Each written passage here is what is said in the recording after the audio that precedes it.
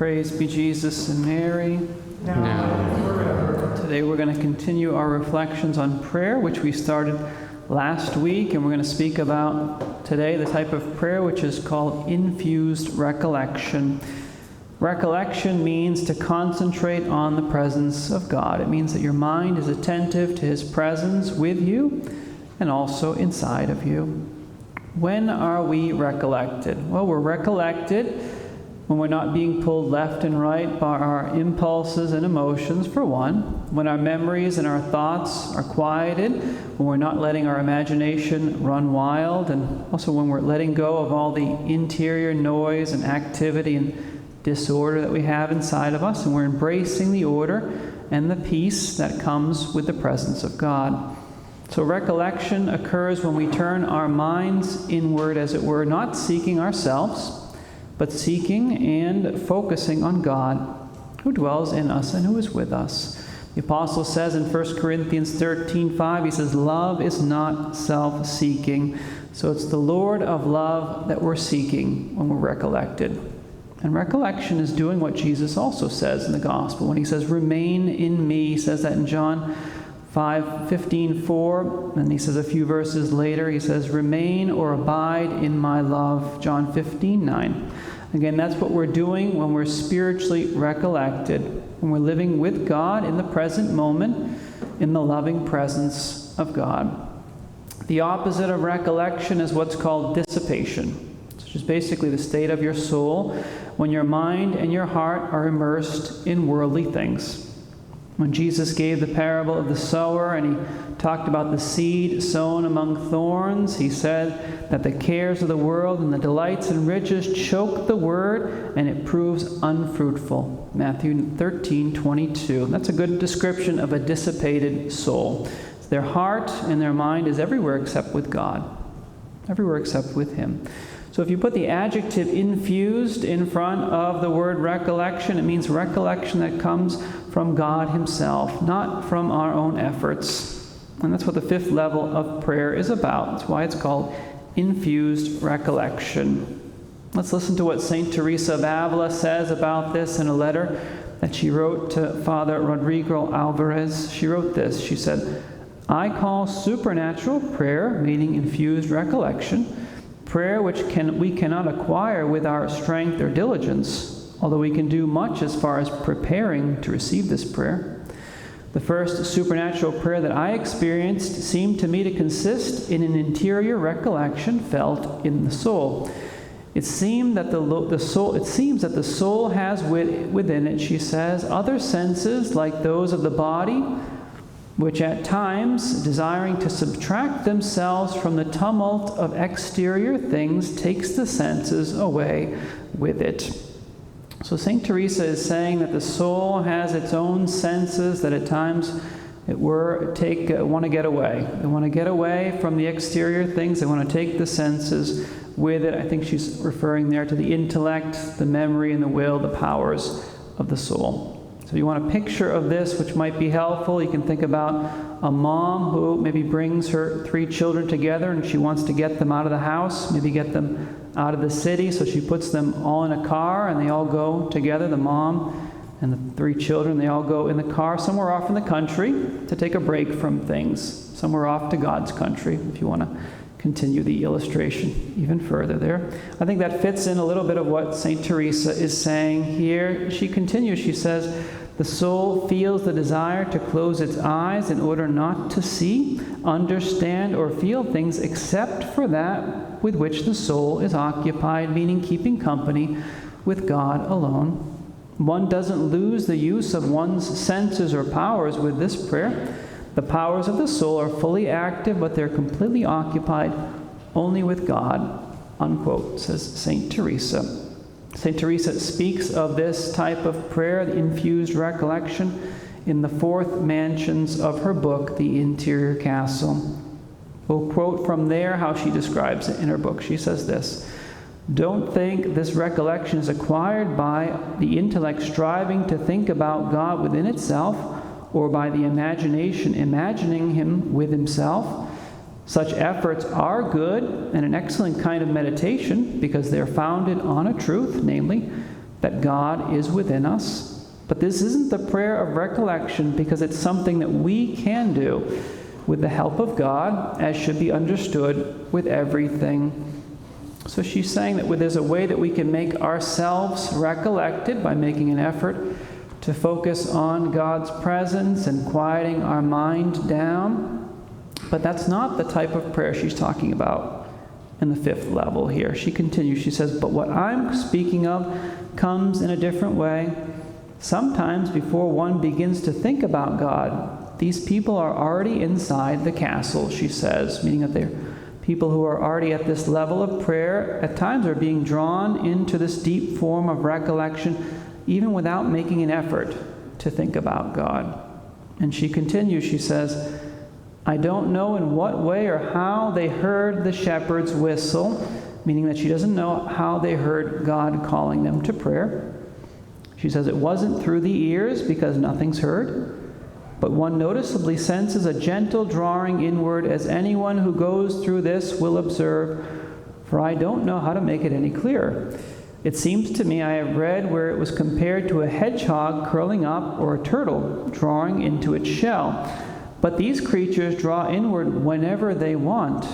In the case of this recollection, it doesn't come when we want, but when God wants to grant us the favor. I, for myself, hold that when God grants it, he does so to persons who are already beginning to detach themselves from the things of this world, says St. Teresa. That's how she describes this form of prayer. So as best as we can, try to understand the difference between those two, between acquired recollection and infused recollection. Acquired recollection is essentially what happens in the 4th level of prayer, the prayer of simplicity, which we talked about a few days ago. Infused recollection is what's called mystical prayer, properly called. The prayer of infused recollection is characterized primarily by the union of our intellect with God. God who, with his beauty and his infinite light, draws the soul to itself and begins to take possession of the soul, and also to give the soul, to adorn the soul with his gifts and with his virtues. There are some accompanying phenomena which can happen either before or after this prayer, so they can be a preparation for this prayer, or they can be the effects which accompany it. Father Marin, in his book on spiritual theology, lists the following phenomena. One, he says, is a vivid supernatural or infused presence of God which comes before the prayer of infused recollection. So that's kind of what St. Teresa herself talks about. Two, a pleasant feeling of admiration which expands the soul and fills it with joy, discovering in God such great marvels of love, of goodness, and beauty.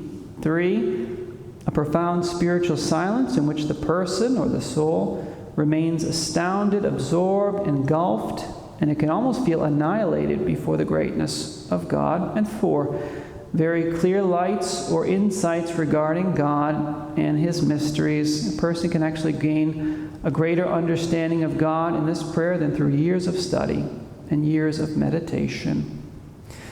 Even though this prayer of infused recollection is given by God, so it doesn't come from our efforts, nevertheless, there are some words of counsel as far as how to conduct ourselves during this prayer or when the Lord wants to give us this prayer.